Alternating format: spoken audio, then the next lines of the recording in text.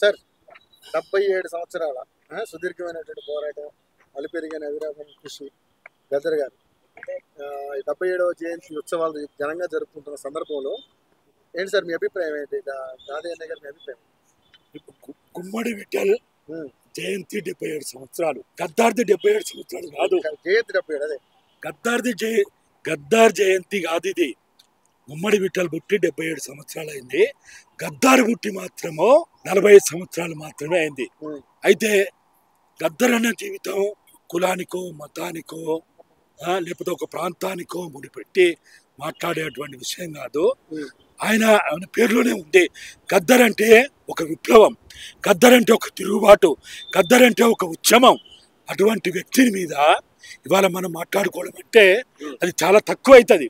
కాబట్టి గద్దర్ అన్న 77 ఏళ్ళు కాదు, 77,700 సంవత్సరాలు కూడా ఈ దేశంలో ఉంటాడు. ఎప్పటికీ జీవితం అయినట్లనే ఉంటుంది. కాబట్టి గద్దర్ అన్న ఒక గొప్ప మానవతావాది. నాకు తెలుసు గద్దర్ అన్న నాకు 1979 నుంచి పరిచయం. నేను ఒక రాడికల్ స్టూడెంట్గా ఉన్నప్పటి నుంచి, ఆయన ఒక జననాట్య మండలి నాయకునిగా ఉన్నప్పటి నుంచి మేము కలిసి పనిచేస్తాము. అనేక ఆటుపోట్లలో మేము కష్టాల్లో సుఖాల్లో బాధల్లో అనేక సందర్భాల్లో అనేక మూల మలుపుల్లో మేము కలిసి పనిచేస్తాము. ముఖ్యంగా నా వరకు వస్తే నా చేతిలో బాంబేలి ప్రమాదంలో ఉన్నప్పుడు, చావు బతుకుల్లో ఉన్నప్పుడు నా ప్రాణానికి ప్రాణం అని చెప్పి అత్యంత నిర్బంధ సమయంలో ఆయనను తీసుకురండి నేను బతికించుకుంటా అని చెప్పి ఆయన నన్ను ఇక్కడ రప్పించుకోవడము, నన్ను బతికించుకోవడం అనేది ఇవాళ ఒకవేళ ఆ రోజు ఆయన ధైర్యం చేయకపోతే, ఆ సాహసం చేయకపోతే, ఆ మానవత్వాన్ని చాటకపోతే ఈరోజు మీ మైకుల ముందుండి నేను మాట్లాడేవాడిని కాదు. ఇప్పటికే నేను ఎప్పుడో 1985లోనే నేను ఆ పీపుల్స్ వారు కార్యకర్తగా నేను ఆ రోజే చనిపోయేవాడిని. కానీ ఈరోజు ప్రమాదం మీకు జరిగినప్పుడు, ఆ చెయ్యి గాయపడినప్పుడు ఆయన మీ సమక్షంలోనే ఆయన సేవ్ చేసింది మిమ్మల్ని? మా సమక్షంలో లేడు, కానీ కొన్ని వందల కిలోమీటర్ల దూరంలో ఉన్న నేను ప్రమాదానికి గురైన తెలిసినప్పుడు ఆ వార్త తెలుసుకొని నా దగ్గర తీసుకురండి, నాకు అప్పచెప్పండి, నేను కాపాడుకుంటా, నేను బతికించుకుంటా అని చెప్పి అంత తీవ్రమైన నిర్బంధాల్లో ఒకవైపు ఎక్కడ పడితే అక్కడ నాగర్తాళ్ళలో రక్తపు టేరులు మారుతున్న కాలంలో నన్ను బతికించుకున్నటువంటి గొప్ప మానవతావాది, గొప్ప ఉద్యమ నేత అని నేను ఎప్పటికీ ఆయనని జ్ఞాపకం చేసుకుంటా అనేది నా అభిప్రాయం. కాబట్టి గద్దర్ అన్నకి చావు లేదు, గద్దర్ అన్నని ఎవడు చంపలేడు, గద్దర్ అన్నకి ఎవడు అవార్డు ఇవ్వలేడు. గద్దర్ అన్న కోరుకున్నాడు ఒకటే, గద్దర్ అన్న పీడిత తాడిత ప్రజల యొక్క ముద్దుబిడ్డ, ఈ దేశంలో 90% ప్రజల యొక్క ముద్దుబిడ్డ. గద్దర్ అన్నకు శత్రువులు లేరని కొంతమంది అంటారు, అది కాదు. గద్దర్ అన్నకు శత్రువులు ఉన్నారు, భూస్వాములని శత్రువులు, పెట్టుబడిదారులని శత్రువులు, సామ్రాజ్యవాదులని శత్రువులు, మనువాదులైన శత్రువులు, తోపిడిదారులని శత్రువులే. కాబట్టి గద్దర్ అన్న ఈ 5% శత్రువుల కోసం వ్యతిరేకంగానే ఆయన తుది వరకు పోరాడిండు. తెలంగాణ ఉద్యమంలో 1996లో నేను దగబడ్డ తెలంగాణ పుస్తకం రాసినప్పుడు ఆ దగబడ్డ తెలంగాణ పుస్తకాన్ని మొదలు పెట్టుకొని 1996 నవంబర్ నుంచి జనవరి వరకు అమ్మా నా తెలంగాణ అని పాట రాసిన గద్దర్ అన్న తెలంగాణ ఉద్యమానికి ఊపిరైండు, బాసటైండు. 97 మార్చిలో భువనగిరి గడ్డ మీద అమ్మా నా తెలంగాణ అని 10 జిల్లాలని వర్ణించుకుంటూ ఆయన ఏదైతే ఆ రోజు తెలంగాణ ఉద్యమానికి ఊపిరైండో, సిద్ధాంతకర్త అయిండో, నాయకుడైండో, అప్పటి నుంచి తెలంగాణ వచ్చేదాకా కూడా వాళ్ళు పెరుగని ఉద్యమ నాయకుడు అనేక సంఘాల్లో పనిచేసిండు, జాకులలో పనిచేసిండు, ఫ్రంట్లలో పనిచేసిండు, పొలిటికల్ జాకులో పనిచేసిండు. ఇక్కడ అక్కడని కాదు, తెలంగాణ కోసం కలిసి ఢిల్లీ దాకా అన్ని పార్టీలతో పనిచేసి తెలంగాణ కోసం పనిచేసిండు. తెలంగాణ వచ్చిన తర్వాత, కేసీఆర్ ప్రభుత్వం వచ్చిన తర్వాత కూడా దగాబడ్డ తెలంగాణ మళ్ళా దగాబడుతుందని చెప్పి కేసీఆర్కి వ్యతిరేకంగా కూడా ఆయన గలం విప్పిండు. ఆయన ఒక ఉద్యమ కిరణమై పనిచేసిండు. ఆయన చివరి రోజుల్లో కూడా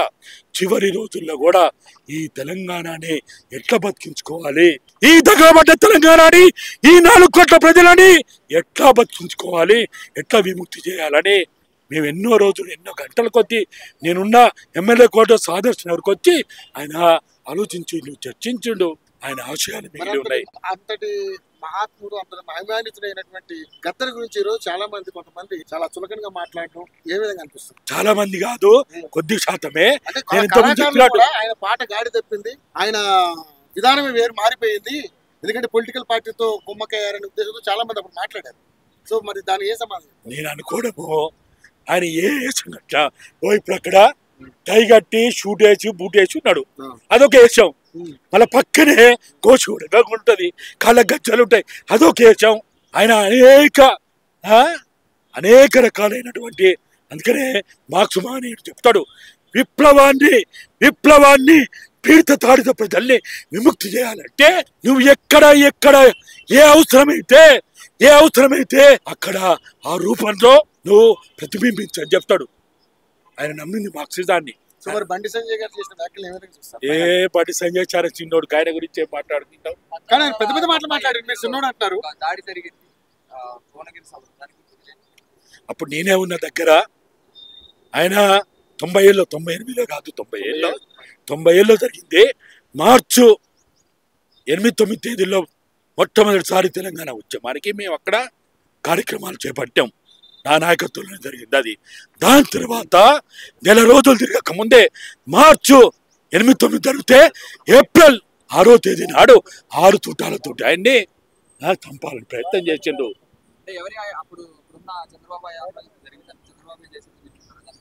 అవును, దానికి అనుమానం ఏముంది? ఇంకేమైనా అనుమానం ఉందా? మాధవ్ రెడ్డి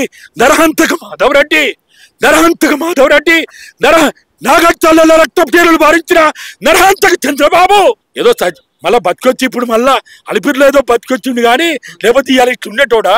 వాళ్ళేదో తప్పు చేసి ఆయన బతికిచ్చినట్టు అయింది. ఇవాళ ఇంకా ఆయన గోసపడతా ఉంది ఆంధ్రప్రదేశ్ ఇంకా. కాబట్టి ఆయన తెలంగాణని రక్తపు డేరులు భారించండి. ఇక్కడ ఆయన చిచ్చులని ఎవరైనా చెప్పుకుంటే, ఆయన చిచ్చులని సహచరులని ఎవరైనా చెప్పుకుంటే, ఆ జెండా పట్టుకొని తెలంగాణ ఎవరైనా తిరిగితే వాళ్ళు చంపేయాలి, అసలు బతకనివద్దు. అసలు ఇక్కడ అంత ఘోరం చేసి తెలంగాణకి ఎంత నరమేధం సృష్టించండి ఇక్కడ. ఆ రోజులు మీరు చిన్నవాళ్ళు కావచ్చు, మీరు చూసిందో లేదో, మాలాంటి వాళ్ళని చూస్తాం. ఒక్కొక్క రోజు గద్దరన్న నేను, ఒక్కొక్క రోజు ఈ నర్సాపూర్ కావచ్చు, ఈ నల్గొండ కావచ్చు, కరీంనగర్ కావచ్చు, చనిపోయిన శవాలని తీసుకొచ్చుకోవడానికి మేము ఎన్ని ప్రయత్నాలు చేసినామో. చనిపోయిన శవాలని కళ్ళతో చూడనియలే ఈ పాలకులు వీళ్ళు. అప్పుడు మేము వాళ్ళ శవాలు తీసుకొచ్చుకోవడానికి ప్రయత్నాలు చేసినాం. గద్దరన్న ఒక్క కేసం కట్టిండా? ఒక్క పని చేసిండా? మరి మిగతా పనులన్నీ మాట్లాడరు. అరే మిత్రమా, నేను అందుకని చెప్తున్నా, గుమ్మడి విఠల్కి అవార్డు ఇవ్వగలుగుతారు కానీ గద్దరన్నకి అవార్డు ఇవ్వలేరు. ఇవ్వడం అనేది ఈ దేశంలో, ఈ ప్రపంచంలో ఇవ్వని చేత కాదు. గద్దర్ అంటే ఏంది? నేను అందుకని చెప్పిరా, గద్దరు 77 సంవత్సరాల జయంతి కాదు ఇది. గద్దర్ పార్టీ పుట్టింది బ్రిటిష్ వాళ్ళకు వ్యతిరేకంగా. గద్దర్ పార్టీ నుంచి ఆదర్శంగా తీసుకొని ఆ పేరు పెట్టుకున్నాడు ఆయన. గద్దర్ అంటేనే తిరుగుబాటు, గద్దర్ అంటేనే ఉద్యమం, గద్దర్ అంటేనే విప్లవం. అటువంటి విప్లవానికి ఈ మనవాదులు, ఈ వర్ణ వ్యవస్థని ఉండాలనుకునే వాళ్ళు, ఈ పెట్ల వ్యవస్థ ఉండాలనుకునే వాళ్ళు, ఈ కులాలు ఉండాలనుకునే వాళ్ళు, ఈ దోపిడి సమాజం ఉండాలనుకునే వాళ్ళు మిత్రమా అవార్డు ఇస్తారా? గద్దార్కి ఇచ్చే అవార్డు ఈ దేశంలో ఎవరికైనా శాత అవుతుందా?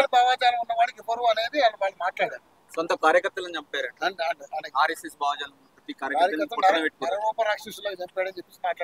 నేను అందుకనే చెప్తున్నా, గద్దర్ నాకు శత్రువులు ఉన్నారని అదే చెప్తున్నా నేను. గద్దర్ నాకు శత్రువులు ఉన్నారు. ఎవరా శత్రువులు? భూస్వాముల శత్రువులు, పెట్టుబడిదారుల శత్రువులు, దోపిడీ వర్గాల శత్రువులు, సామ్రాజ్యవాదం శత్రువు, మనవాదులు శత్రువు, వర్ణ వ్యవస్థ శత్రువు, మనుస్మృతి శత్రువు. కాబట్టి శత్రువులు ఉంటారు, మరి ఉండకుంటే ఎట్టుంటారు మరి? మరి రావణాసురుడు చంపింది కదా, మన దగ్గర రావణాసురుడు ఒక దెయ్యం, ఒక వ్యతిరేకి. మరి అదే తమిళనాడు పోతే అక్కడ రావణాసురుడు దేవుడు. మరి వీళ్ళెవరా చెప్పడానికి? గద్దారు ఫలానా అని చెప్పడానికి వీళ్ళకి బండి సంజయ్ కాదు. అరే బండి సంజయ్ ఎవడో చెప్తే, ఎవడో మాట్లాడే బండి సంజయ్ పట్టుకొని నన్ను అడిగితే ఎట్లా? చాలా చిన్నవాడు. ఎవరు? అరే ఆయన మనువాది, కేంద్ర మంత్రిగా ఉన్నారు. అరే ఆయన భావజాలవాది, ఆయన భావజాలం. నేను అందుకే చెప్తున్నా, ఈ దేశంలో 2 భావజాలాలు ఉన్నాయి. ఒకటి ప్రజల భావజాలం, ఇంకొకటి ప్రజా వ్యతిరేకులైన మనవాద భావజాలం. మరి అది మాట్లాడకపోతే ఇంకేమైనా గద్దరన్నా నువ్వు చాలా గొప్పోడివి, నిన్ను ముద్దు పెట్టుకుంటా, నిన్ను కవలించుకుంటా, నీకు అవార్డు ఇస్తా, నీ అంత గొప్ప లేడని అంటారా? మరి అది ఏమంటా? నిత్యం మెట్ల సమాజం ఉండాలనుకున్నవాడు, వర్ణ వ్యవస్థ ఉండాలనుకున్నవాడు ఏమంటాడు వాడు?